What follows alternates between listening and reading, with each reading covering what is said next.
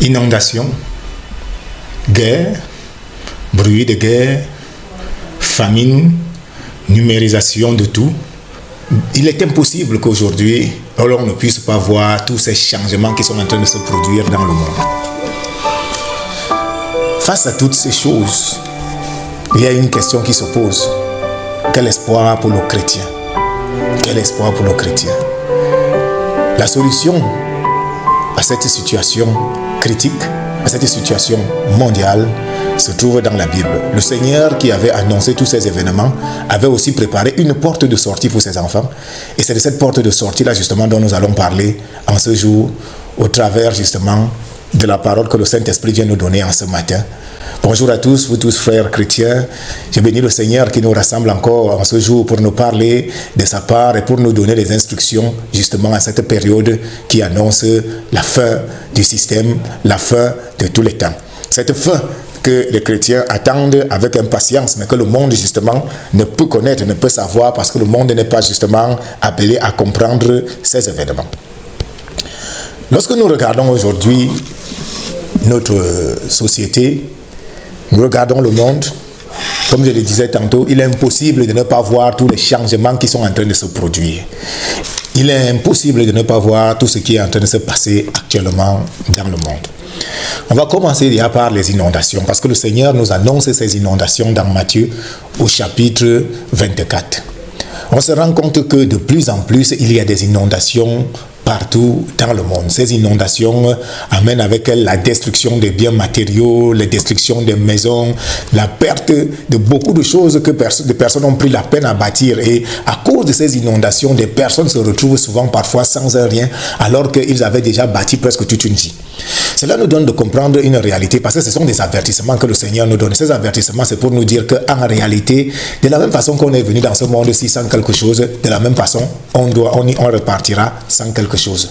Donc en réalité, lorsqu'on voit toutes ces choses, les inondations, on voit des familles qui ont tout perdu, qui se retrouvent comme ça sans abri, nous comprenons qu'en réalité, nous devons nous rappeler que le Seigneur là donne un appel significatif à ses enfants pour leur dire: mes enfants, soyez toujours sur vos gardes. Faites attention, car en réalité, vous êtes entrés dans le monde sans quelque chose, et lorsque vous en partirez, vous n'amènerez rien du tout.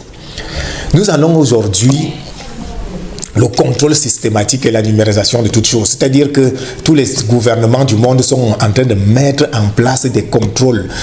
La numérisation aujourd'hui est devenue le point clé, le point de bataille de presque tous les gouvernements du monde. Et nous nous rendons compte que nous sommes en train de partir là justement sur ce que le Seigneur nous avait dit. Que lorsque les temps de la fin arriveront, nul ne peut acheter ni vendre s'il ne porte en lui la marque de la bête. Et nous nous rendons compte que ce système de numérisation est en train de faire disparaître de l'argent liquide pour que, en réalité, toutes les transactions financières soient contrôlées. Nous-mêmes, aujourd'hui, il est impossible d'échapper au système parce que tu es numérisé, ton numéro de téléphone est numérisé, ta localisation est numérisée. On peut te retrouver à n'importe quel moment, ce qui permet d'avoir un contrôle total sur la population. Et le Seigneur nous avait dit ça, que ce temps-là va arriver où, en réalité, personne ne pourra acheter ni vendre s'il ne porte en lui cette marque de la bête. Le problème n'est pas d'être inquiet par rapport à la marque de la bête, mais le problème est plutôt de comprendre les temps que nous sommes en train de traverser.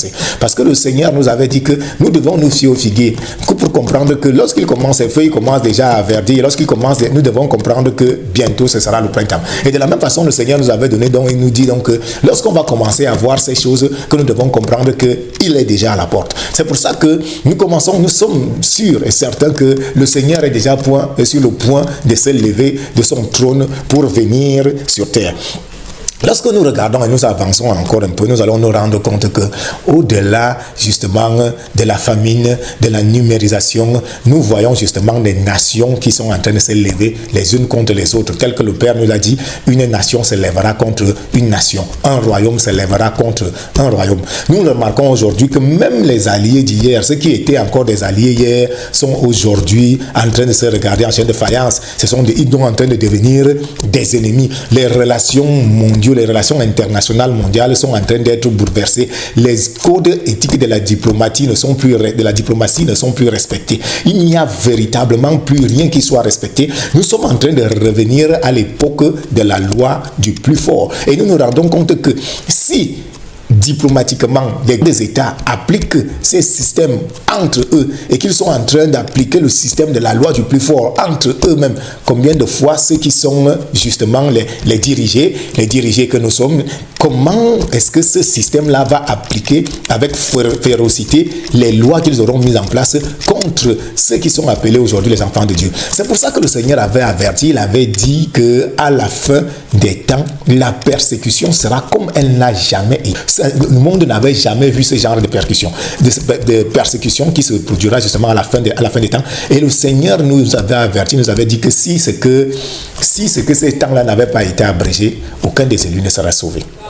Donc le Seigneur nous donne là de comprendre justement que au travers de tout ce qui est en train de se passer actuellement là, dans le monde, nous devons nous tenir prêts. Parce que justement, les choses sont en train de changer. Le monde est en train d'être bouleversé. Le monde est en train d'être changé. Et les choses avancent de plus en plus. C'est-à-dire que quand vous regardez maintenant, le jugement des nations a commencé. Et le Seigneur, justement, est en train de travailler pour amener le jugement des nations. Mais il y a quelque chose qui est de plus important, quelque chose qui vient justement, c'est les famines, telles que je le disais tout à l'heure, là, le cavalier noir de l'Apocalypse. Et là, c'est Apocalypse, le chapitre 6, le verset 5 à 6, il est écrit.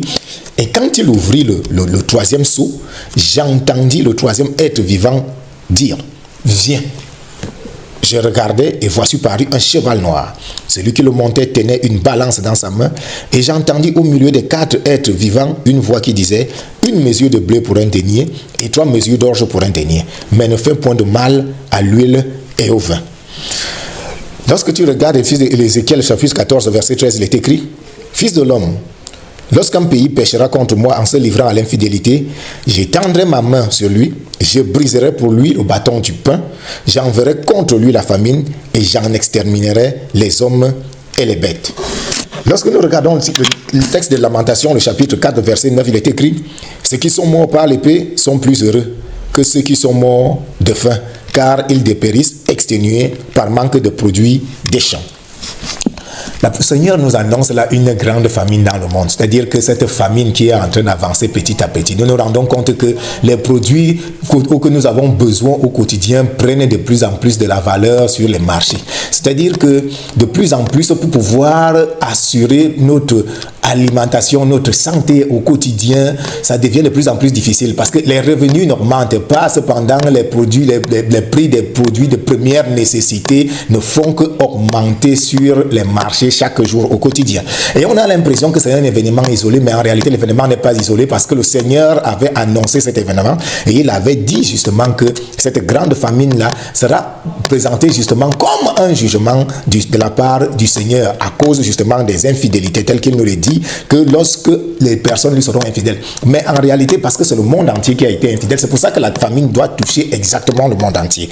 Et de plus en plus, c'est-à-dire qu'au fur et à mesure que nous allons avancer dans les années, nous allons nous rendre compte que la vie va devenir de plus en plus chère. Et déjà aujourd'hui, lorsqu'on a le sens de l'observation, lorsqu'on a l'esprit véritablement en alerte par la puissance du Saint-Esprit, on se pose la question de savoir en tant que chrétien, comment on va faire pour s'en sortir? Comment est-ce qu'on va faire pour s'en sortir? Et là, je parle justement du chrétien moyen, parce que déjà aujourd'hui, il n'arrive pas à trouver la solution, il a des difficultés à joindre les deux bouts, et il se pose la question de savoir comment est-ce que je vais faire dans les années à venir. Il faudra assurer notre location, assurer notre alimentation, assurer l'éducation des enfants, préparer leur avenir. Et pour faire toutes ces choses, il faut nécessairement avoir des moyens financiers suffisants. Mais au fur et à mesure que nous avançons, nous nous rendons que les moyens financiers deviennent à peine suffisants pour pouvoir assurer l'alimentation. Exactement comme le Seigneur nous l'avait dit. Le Seigneur avait dit une mesure de blé. Une mesure de blé pour un denier et 3 mesures d'orge pour un denier. Nous savons qu'en réalité, le denier, c'est le salaire journalier qui était attribué à une personne à l'époque. Ça veut dire que le Seigneur était en train de nous dire que, en réalité, tout ce que l'homme avait, lorsqu'on arrive à la fin des temps, tout ce que les hommes travailleront en une journée ne servira qu'à pouvoir pourvoir seulement à leurs besoins alimentaire. Parce que le denier qu'il reçoit ne sert qu'à acheter les 3 mesures d'orge pour ceux qui sont pauvres et une mesure de blé pour ceux qui sont riches. Parce que vous savez que le blé symbolise l'alimentation des riches et l'orge symbolise l'alimentation de ceux qui étaient pauvres. Donc ça veut dire que le Seigneur est en train de nous dire que lorsque nous arrivons à la fin des temps, en réalité, ne peuvent véritablement bien s'alimenter que ceux qui ont ces deniers-là. Pour cela, pour pouvoir percevoir ces deniers-là, il faut même déjà d'abord trouver un lieu où tu es employé et on te dit bien que arrivera un moment où tout ton salaire va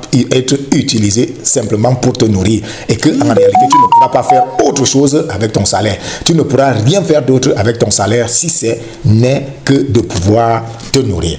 Et lorsqu'on regarde dans tout ça là, on sait dire que le tableau de l'avenir est véritablement noir. On se pose la question de savoir comment est-ce qu'on va faire pour s'en sortir, parce que déjà au niveau de l'alimentation ça ne donne pas, au niveau de la sécurité, l'insécurité augmente chaque jour au quotidien. Ça, c'est dans toutes les nations. Nous, on est de plus en plus en insécurité. Les droits de l'homme sont bafoués. Le grand banditisme prend de plus en plus de l'ampleur à cause justement de la pauvreté des uns et des autres.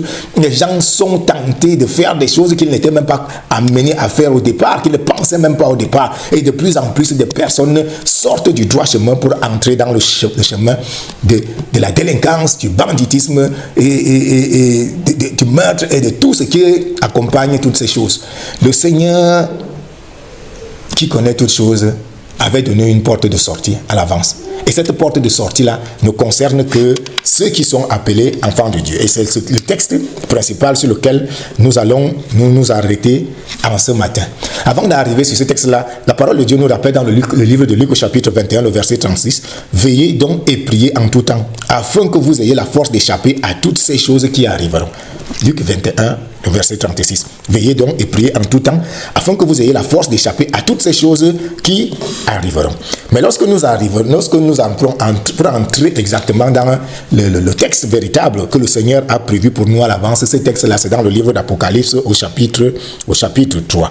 Vous voyez, l'Apocalypse chapitre 3 a préparé exactement ce qui sont les chrétiens. Parce que à l'avance, le Seigneur avait annoncé, quand vous voyez Apocalypse chapitre 13, le verset 16 et 17, il dit « Et elle fit que tous petits et grands, riches et pauvres, libres et esclaves, reçussent une marque sur leur main droite ou sur leur front, et que personne ne put acheter ni vendre sans avoir la marque, le nom de la bête ou le nombre de son nom. » Ça veut dire qu'en réalité, tout ce que le système est en train de faire actuellement là, c'est de nous amener à entrer dans l'idéologie du système mondial. Ça veut dire que toutes les choses qui sont en train de se produire, c'est parce qu'on veut nous amener tous à adhérer au système mondial, à sortir des religions, à abandonner notre foi pour pouvoir adhérer au système mondial. Parce que les gens vont comprendre au fur et à mesure que pour pouvoir s'en sortir, pour pouvoir manger, pour pouvoir vivre au quotidien, pour pouvoir trouver tout ce dont ils ont besoin au quotidien, il faut forcément qu'ils adhèrent au système économique mondial, au système religieux mondial, qu'ils adhèrent au système politique mondial, les 3-6. Et le Seigneur, qui savait à l'avance que cela allait être fait, a préparé des choses. Parce que vous voyez aujourd'hui, le monde est arrivé à un niveau de technologie. Vous voyez par exemple la numérisation, le contrôle mental. Parce qu'en réalité, la numérisation et le contrôle mental, c'est le contrôle de l'idéologie. C'est ça que la parole de Dieu nous dit, la marque sur le front. La marque sur le front, c'est qu'en réalité, on contrôle l'idéologie que vous véhiculez. On contrôle votre pensée au travers justement des médias, de ce qui est répercuté au travers des médias sociaux, au travers des journaux. On contrôle l'information, et l'information, on vous donne ces informations-là en fait pour avoir le contrôle sur votre façon de penser. Les publicités sont là pour vous donner une certaine manière de penser, et on vous bombarde de publicités, on vous bombarde d'informations qui parfois sont fausses, qui parfois ne sont pas importantes, mais au final votre cerveau accepte ça, et vous avez maintenant votre cerveau qui est préparé et bien contrôlé pour pouvoir avancer de la bonne façon dans le système mondial. Et pour toutes les personnes qui sont réfractaires à tout cela, on les appelle tous aujourd'hui des complotistes. Pourquoi? En réalité, parce que toutes ces personnes qui sont réfractaires à ce système, à cette façon de faire, et qui avertissent et qui alertent les personnes sur ce que la Bible dit, sont appelés complotistes. Pourquoi? Parce qu'en réalité, ils n'adhèrent pas au système idéologique, au système économique, au système religieux, au système politique mondial qu'on essaye de mettre en place. Mais lorsqu'on regarde la puissance justement de ce système-là, avec maintenant la venue de l'intelligence artificielle qui a des capacités et fait des choses extraordinaires, des choses merveilleuses que lorsque nous tous nous regardons, on se pose la question de savoir comment est-ce que c'est possible. Et avec toute cette arrivée-là justement et l'utilisation de l'intelligence artificielle, comment faire pour pouvoir échapper justement à ce système qui est mis en place pour contrôler toutes choses, pour contrôler l'humanité, pour contrôler même la foi des êtres humains. Comment faire pour échapper à ce système? La solution se trouve bien dans le livre d'Apocalypse au chapitre 3. Et là, nous allons prendre la peine de lire quelques versets parce que il est écrit dans le livre d'Apocalypse au chapitre 3, Apocalypse au chapitre 3, le verset 7, il est écrit à l'ange de l'église de Philadelphie. Voici ce que dit le saint, le véritable, celui qui a la clé de David, celui qui ouvre et personne ne fermera, et celui qui ferme et personne n'ouvrira. Premièrement, le Seigneur nous dit là qu'il est celui qui tient la clé de David. Et quand comme il tient cette clé-là, s'il ouvre, personne ne peut fermer. Et s'il ferme, personne ne peut ouvrir. Ça veut dire que le Seigneur est en train de nous dire là que si lui, il décide, même en temps de sécheresse, même dans les déserts, quand il décide d'ouvrir la porte de la bénédiction dans ta vie, personne ne peut la fermer. Mais s'il décide aussi de la fermer, personne ne peut l'ouvrir. Ça veut dire que même le système mondial, même si tu y es adhéré, mais si le Seigneur décide de te fermer la porte de bénédiction, tu n'auras rien parce qu'en réalité, celui qui détient la clé de David, justement, aura fermé. Mais pour ceux qui, justement, sont en Jésus-Christ, il y a de l'espoir. C'est un message de l'espoir que le Seigneur donne là. Il dit, je tiens toute autorité. Parce que c'est ça, je tiens la clé de David. Parce que David est le roi. David est roi. Donc, ça veut dire que quand il dit, je tiens la clé de David, ça peut dire que je détiens l'autorité. Et que, à cause de l'autorité que je détiens, je peux décider d'ouvrir dans ta vie et je peux décider de fermer dans ta vie à n'importe quel moment. Et ce que je décide, personne ne peut dire le contraire. Personne n'est capable de faire le contraire parce qu'en réalité, c'est à moi qu'appartient l'autorité. Il dit, Apocalypse chapitre 3, le verset 8, je connais tes œuvres. Voici parce que tu as peu de puissance et que tu as gardé ma parole et que tu n'as pas renié mon nom. J'ai mis devant toi une porte ouverte que personne ne peut fermer. Des points très importants. Tu as peu de puissance, c'est que tu n'es pas forcément parmi les grands de ce monde. Que tu as gardé la parole de Dieu. C'est-à-dire que malgré tout ce que tu as entendu, malgré tout ce qu'on t'a dit, tu es quand même resté fidèle à la parole de Dieu avec la foi selon laquelle Jésus-Christ est le seul unique Seigneur, le seul unique Sauveur et celui par lequel le salut passe et aucun autre nom n'a été donné sous le ciel. Tu es resté justement sur cette parole-là, tu es resté sur cette foi-là et il te dit, parce que tu n'as pas renié mon nom. Et il continue en disant, j'ai mis donc devant toi une porte ouverte que personne ne peut fermer. Cette porte ouverte-là est en même temps physique et en même temps spirituelle. Une porte ouverte que personne ne peut fermer spirituellement, il s'agit du salut. Ça veut dire que personne ne pourra t'enlever ton salut parce qu'en réalité, tu as cru en Jésus-Christ. Mais de manière physique, le Seigneur te dit aussi que quand il t'ouvre les portes de la faveur, de la grâce et de la bénédiction, personne ne peut les fermer. Personne n'a le pouvoir ni la capacité de pouvoir fermer cela parce que c'est lui qui détient l'autorité véritable. Il dit, même si à un certain moment tu te sens faible, même si en réalité tu te sens insignifiant face aux épreuves, face au monde, face à tout ce que nous voyons dans le monde là, en réalité si tu fais confiance en Dieu, si tu fais confiance à Jésus-Christ comme c'est lui qui détient l'autorité, il te donnera la possibilité de sortir de toutes les situations. Il dit dans Apocalypse chapitre 3 le verset 9, il dit, voici je te donne de ceux de la synagogue de Satan qui se disent juifs et qui ne le sont pas, mais qui mentent. Voici je les ferai venir se prosterner à tes pieds et connaître que je t'ai aimé. Vous voyez que le Seigneur dit là qu'il va te protéger contre tes adversaires. Il va même faire que tes adversaires plient le genou devant toi. Donc, il y a là une assurance de la protection du Seigneur. Le Seigneur nous assure et nous rassure que, en réalité, lorsque nous arrivons à la fin des temps et que toutes ces choses-là seront en train de se produire, nous, ces enfants, nous serons protégés et que, en réalité, même les personnes qui sembleront être les plus nantis et qui auront un semblant d'autorité, lui, il les amènera à venir se prosterner devant toi afin que ces personnes-là reconnaissent que Dieu t'aime et que Dieu t'a aimé. Et il continue en disant, Apocalypse chapitre 3, le verset 10, parce que tu as gardé la parole de la persévérance en moi, moi aussi je te garderai à l'heure de la grande épreuve qui va venir sur le monde entier pour éprouver les habitants de la terre. C'est-à-dire que le Seigneur annonce déjà qu'il y a une grande épreuve qui doit venir dans le monde entier pour éprouver les habitants de la terre.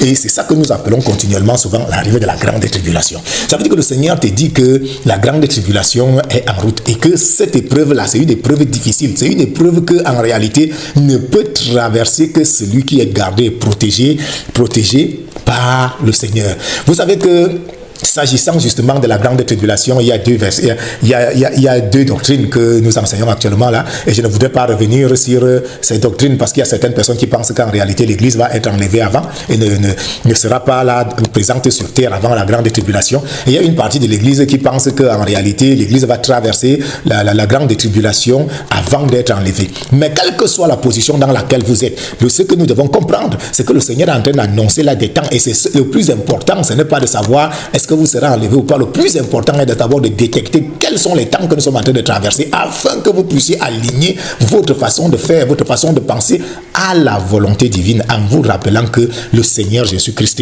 est à la porte. Que le Seigneur Jésus-Christ est à la porte. Il continue en disant, Apocalypse chapitre 3, le verset 11, « Je viens bientôt. » Justement, je viens bientôt, retiens ce que tu as afin que personne ne te prenne ta couronne. Qu'est-ce que tu dois retenir? Qu'est-ce que tu as et que tu dois retenir? C'est la foi en Jésus-Christ. Parce qu'il te dit, je viens bientôt. Il y a des difficultés dans le monde, il y a des choses qui sont compliquées dans le monde, il y a des choses qui deviennent de plus en plus difficiles. Et ce n'est pas tout le monde qui a la faveur de les voir ou de les comprendre. Mais le Seigneur te dit, la foi que tu as, garde-la.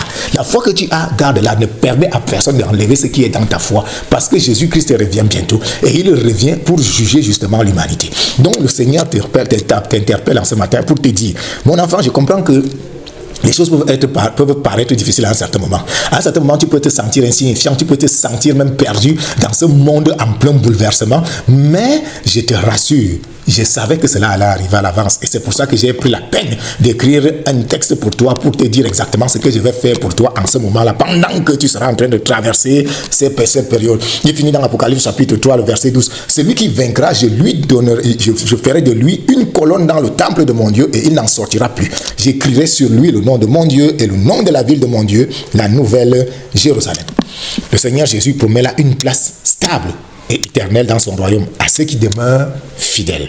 On dit, c'est une promesse qui est une assurance que nos souffrances aujourd'hui ne sont rien en comparaison de la gloire future.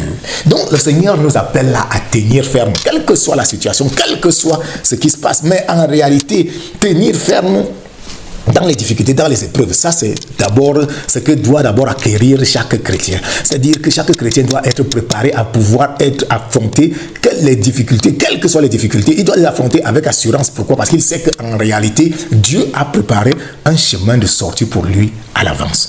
Alors, mon frère, ma soeur, je te dis en ce matin, quel que soit ce que tu vois dans le monde, parce que le monde est en train d'être bouleversé et il est en train d'être bouleversé de manière irrémédiable. Il y a des choses sur lesquelles on ne reviendra plus jamais. C'est-à-dire qu'on va continuer à avancer, on va continuer à suivre les troubles et les bouleversements de plus en plus. Mais le Seigneur te rassure que dans toutes ces situations, dans tous ces bouleversements, dans toutes ces choses que tu vas voir, lui, il les a préparées d'avance et il a aussi préparé une porte de sortie pour toi. Alors, quelle que soit la situation que tu traverses, quel que soit le mur que tu vois devant toi, quelle que soit la montagne que tu vois devant toi, il faut savoir qu'en réalité, Dieu a préparé une porte de sortie pour toi. Jésus-Christ a une porte de sortie pour toi. Alors, c'est pour ça que le Seigneur nous dit, il ne faut pas t'inquiéter. Que quand vous allez commencer à voir ces choses qui ne sont qu'en fait le commencement justement de la fin, ne vous inquiétez pas et ne soyez même pas troublés. Parce que lui, il est là et il te donne la paix et la sécurité. Donc, que ces choses ne troublent aucun chrétien, que ces choses ne troublent personne, mais que dans la grâce et la faveur de Jésus-Christ, nous soyons tous dans le calme en nous disant plutôt que le Saint-Esprit est en action. L'œuvre du Seigneur se déroule exactement comme il a préparé tout à l'avance et que les choses sont en train d'avancer pour que justement nous puissions repartir de là où nous sommes arrivés, c'est-à-dire dans le royaume des cieux.